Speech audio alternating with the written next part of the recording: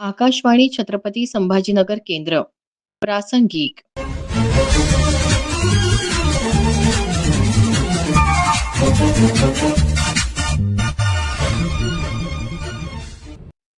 मोसमी पावसावर एल निनोचा परिणाम आणि उपाय या विषयावर ज्येष्ठ पत्रकार अजय कुलकर्णी यांनी दिलेली माहिती प्रासंगिक या सदरात आज आपण ऐकणार आहोत.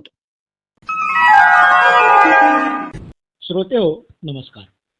एल निनो हा शब्द सध्या खूप चर्चेत आहे. भारताला पाऊस देणाऱ्या मोसमी वाऱ्यावर एल निनोची हुकूमत चालते. एल निनो सक्रिय असलेल्या वर्षात भारतात पर्जन्यमान घटते. यंदा एल निनोची स्थिती राहण्याची शक्यता असून त्यामुळे भारतात सरासरीच्या 92% पाऊस होण्याचा अंदाज भारतीय हवामान खात्याने अर्थात IMD ने वर्तवला आहे. त्यामुळे एल निनो चर्चेत आला आहे. काय आहे एल निनो? त्याचा भारतातील शेती आणि अर्थव्यवस्थेवर नेमका काय परिणाम होतो? एल निनोचा शेतकरी सर्वसामान्यांशी काय संबंध आहे? या आव्हानाला सामोरे जाताना नेमके काय करायला आहे याबाबत आज आपण माहिती घेऊया. सुरुवातीला एल निनो म्हणजे नेमकं काय हे समजून घेऊया. भारतीय मोसमी वाऱ्यावर प्रभाव टाकणारा एक महत्त्वाचा घटक म्हणजे एल निनो. एल निनो हा स्पॅनिश शब्द आहे. त्याचा स्पॅनिश भाषेमध्ये उच्चार एल निनियो असा होतो. मात्र प्रचलित इंग्रजी भाषेमध्ये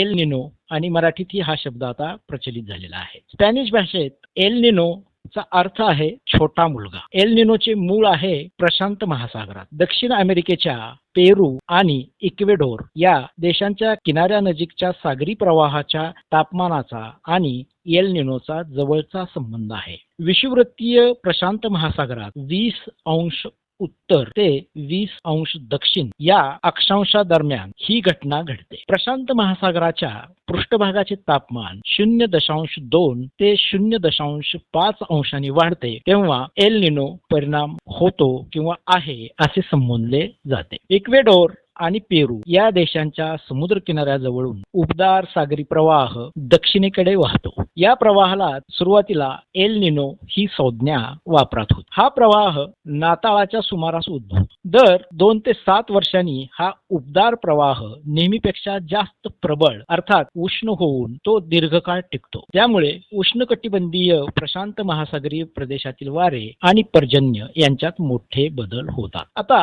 या एल निनोचा भारतावर नेमका काय परिणाम होतो हे पाहूया. एल निनो सक्रिय असताना पॅसिफिक महासागरात अर्थात प्रशांत महासागरात पश्चिमेला हवेचा दाब नेहमीपेक्षा जास्त असतो तर पूर्वेला अतिशय कमी असतो. त्यामुळे प्रशांत महासागराच्या उष्णकटिबंधीय भागातील पूर्वेकडून पश्चिमेकडे वाहणारे वारे कमकुवत होतात किंवा कमजोर होतात. काही वेळा हे वारे दिशा बदलूनही वाहतात. या परिस्थितीमुळे दक्षिण अमेरिकेतील पेरू आणि इक्वेडोर देशाच्या समुद्र किनाऱ्यालगतचे पाणी काहीसे उष्ण होते. पूर्व प्रशांत महासागरामध्ये उबदार पाण्याच्या बाष्पाने तेथे मोठ्या प्रमाणात ढगनिर्मिती होते आणि तिकडे पाऊस पडतो. नेमकी या उलट स्थिती प्रशांत महासागराच्या पश्चिमेला. या भागातील इंडोनेशिया तसेच भारतासह आग्नेय आशियातील इतर देश, ऑस्ट्रेलिया या देशात हवामान कोरडे होऊन दुष्काळी परिस्थितीची अनुकूलता वाढते. एल निनो असताना हिंदी महासागरावरील हवेचे दाब बदलतात. वारे उलट दिशेने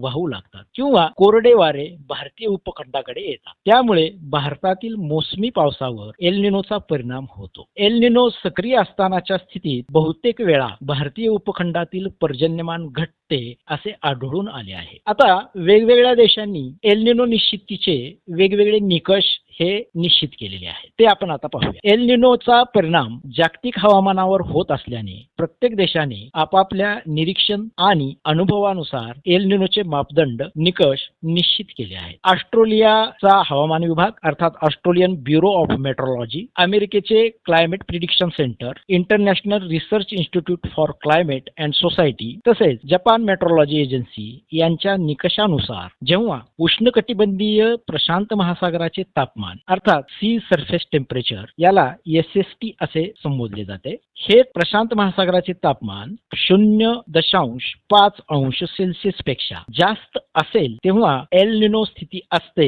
असा निकष ठरलेला आहे. तर पेरू लगतच्या प्रशांत महासागराचे तापमान सलग किमान 3 महिने 0.4 अंश सेल्सिअस पेक्षा जास्त असल्यास पेरू सरकार एल निनो स्थिती असल्याचे जाहीर करे. आता वेगवेगळे निकष पाहिल्यानंतर यंदा एल निनो का चर्चेत आला हे पाहूया. यंदा मान्सूनच्या काळात एल निनो सक्रिय राहण्याची शक्यता अनेक विभागांनी वर्तवलेली आहे. अमेरिकेच्या क्लायमेट प्रिडिक्शन सेंटरच्या एप्रिल 2026च्या अंदाजानुसार मे, जून, जुलै या तिमाहीत सर्वसाधारणपणे न्यूट्रल स्थितीची शक्यता 39%, तर एल निनोची शक्यता 61% आहे. तर जून, जुलै आणि ऑगस्ट या भारतात मान्सूनसाठी महत्वाच्या असणाऱ्या तिमाहीत एल निनोची शक्यता 79% असल्याचं म्हटलं आहे. याच अहवालात जुलै, ऑगस्ट, सप्टेंबर या महिन्यात एल निनोची तीव्रता वाढणार असल्याचं सांगत या तिमाहीत एल निनोची स्थिती साधारणपणे शक्यता 87% असल्याचं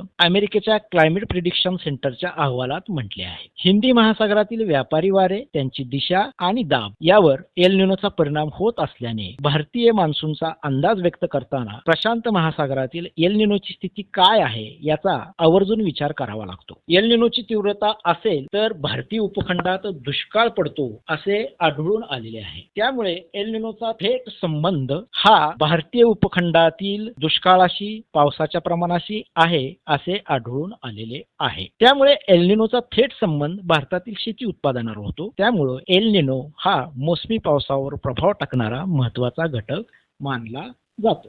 आपण एल निनो म्हणजे काय, त्याचा भारतावर काय परिणाम होतो हे जाणून घ्या. आता एल निनो आणि दुष्काळ, एल निनोचे आवाहन याचं माहिती घेऊया. एल निनो हा भारतातील मोसमी पावसावर परिणाम करणारा एक महत्वाचा घटक आहे. आजवर 1901 ते 2026 पर्यंतच्या काळात एकूण 29 वर्षे एल निनोचे अस्तित्व जाणवले आहे. एल निनो असणाऱ्या वर्षात दुष्काळाचे प्रमाण 28% असून 8% प्रमाण तीव्र दुष्काळाचे असल्याचे निरीक्षण IMDच्या एका अहवालात नमूद आहे. याच अहवालानुसार एल निनो वर्षात सरासरीपेक्षा कमी पावसाचे प्रमाण 84% एवढे आहे, तर सरासरीपेक्षा जास्त पावसाचे प्रमाण 16% आहे. विशेष म्हणजे एल निनो असणाऱ्या 29 वर्षात एकदाही मध्य भारतात सरासरीपेक्षा जास्त पाऊस झाल्याची नोंद नाही. याचाच अर्थ असा की एल निनो आणि दुष्काळ यांचा जवळचा संबंध आहे. एल निनो असणाऱ्या वर्षात भारतात पर्जन्यमान घटते, तसेच पावसाचे वितरणही असमान होते. त्याचा थेट परिणाम खरीप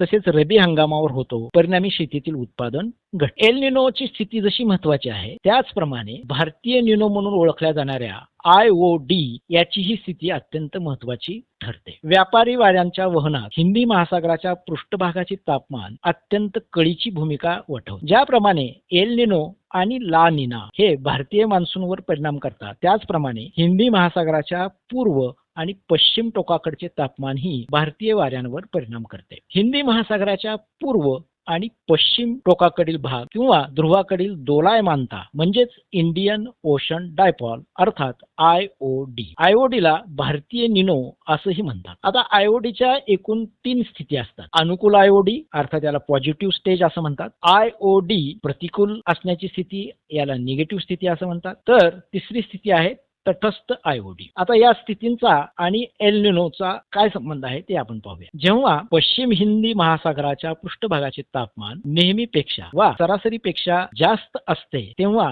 IODची अनुकूल स्थिती अर्थात पॉझिटिव्ह स्टेज असे संबोधले जातात. यंदा ही IODची स्थिती पॉझिटिव्ह अर्थात अनुकूल राहण्याची शक्यता असल्यामुळे एल निनोचा फारसा परिणाम भारतीय मोसमी पावसावर राहणार नाही असा अंदाजही काही तज्ञांनी व्यक्त केलेला आहे. अनुकूल IOD मुळे भारतीय उपखंडात चांगला पाऊस पडतो हे त्यामागचं तर्क आहे. यंदा IOD अनुकूल राहण्याची शक्यता असल्यामुळे प्रतिकूल IOD आणि तटस्थ IOD या स्थितींचा फारसा परिणाम हा भारतीय मोसमी पावसावर होणार नसल्याचे यंदाची स्थिती दर्शवते. आता एल निनोचे आव्हान आणि उपाय काय? एल निनोचा देशातील शेतीवर थेट परिणाम होत असल्यामुळे या आव्हानाला सामोरे जाण्यासाठी नियोजनपूर्वक ठोस पावले उचलणे आवश्यक आहे. भारताच्या राष्ट्रीय उत्पन्नात शेती क्षेत्राचा वाटा 2026 मध्ये 18% आहे.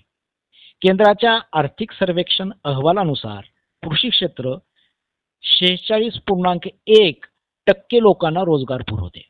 याचा अर्थ देशातील जवळपास 70 कोटी लोक हे उदरनिर्वाहासाठी शेतीवरच अवलंबून आहेत. त्यामुळे दुष्काळी स्थिती उद्भवल्यास त्याचे पडसाद देशाच्या अर्थव्यवस्थेवर उमटतात. हे लक्षात घेतल्यास एल निनोची किती घातक ठरू शकतो हे समजून येते. त्यामुळे एल निनोचे आव्हानाला सामोरे जाताना त्यावर निश्चित, शाश्वत, ठोस उपाय शोधणे महत्त्वाचे आहे. पहिला उपाय म्हणजे शेतीचे पावसावरील अवलंबित्व कमी करणे. केंद्राच्या आर्थिक सर्वेक्षण अहवालानुसार देशात एकूण पीक क्षेत्राच्या 55% क्षेत्र सिंचनाखाली आहे. त्यातूनच ऊस आणि गहू ही दोनच मुख्य पिके सिंचनाखाली असल्याचे दिसतं. त्यामुळे बहुतांश शेती पावसावरच अवलंबून आहे. इतर राज्यांच्या तुलनेत महाराष्ट्रात सर्वाधिक सिंचन प्रकल्प आहेत. मात्र मागील अनेक वर्षापासून सिंचनाची आकडेवारी आर्थिक सर्वेक्षणात दिलेली नाही. राज्याचा बहुतांश दुष्काळ भाग हा दुष्काळ प्रवण आहे. त्यामुळे राज्यात जास्तीत जास्त क्षेत्र सिंचनाखाली आणणे हे पहिले काम अत्यंत तातडीने आणि विलंब न लावता सुरू केल्यास येत्या काही वर्षात लहरी पावसाचा फारसा फटका आपल्याला बसणार नाही. पाण्याचा ताण सहन करणारे वाण ही काळाची गरज आहे. पावसातील ब्रेक हे भारतीय मान्सूनचे एक वैशिष्ट्य आहे. एल निनो असताना पावसात पडणारे खंड वाढतात. त्याचा फटका पीकवाढीवर होऊन उत्पादन घटते. हे टाळण्यासाठी कडधान्ये, गळीत धान्ये, तृणधान्ये, त्यातही प्रामुख्याने सोयाबीन, कापूस, मूग, उडीद, तूर, मका, बाजरी, ज्वारी, गहू, तांदूळ आदी प्रमुख पिकांचे पाण्याचा ताण सहन करणारे वाण शेतकऱ्यांसाठी दिलासा ठरू शकतात. याशिवाय अधिक तापमान सहनशील, रोगकिडीस प्रतिकारक वाण वेळ न दवडता शेतकऱ्यांपर्यंत पोहोचवणे गरजेचे आहे. जलसंधारण हा या आव्हानाला यशस्वीपणे सामोरे जाण्याचा एक चांगला प्रयत्न आहे. एल निनो ही एक नैसर्गिक घटना आहे. त्यामुळे ती येणारच हे लक्षात घेऊन गावागावात, शहराशहरात जलसंधारणाचे उपाय होणे गरजेचे आहे. यासाठी नदी, नाले, ओढे रुंदीकरण, खोलीकरण, गाव तेथे पाझर तलाव, बांधबंधारे, छोट्या मोठ्या धरणातील गाळ उपसा, नैसर्गिक जलस्रोतांचे पुनरुज्जीवन आदी बाबींकडे गांभीर्यपूर्वक लक्ष देणे गरजेचे आहे. मोसमी पावसावर अल निनोचा परिणाम आणि उपाय या विषयावर ज्येष्ठ पत्रकार अजय कुलकर्णी यांनी दिलेली माहिती प्रासंगिक या सदरात आताच आपण ऐकलीत. हा कार्यक्रम आकाशवाणी छत्रपती संभाजीनगर केंद्राच्या प्रादेशिक वृत्त विभागाने सादर केला. सादरकर्ते समरजित ठाकूर, निर्मिती सहाय्य धनंजय ब्रह्मपुरकर.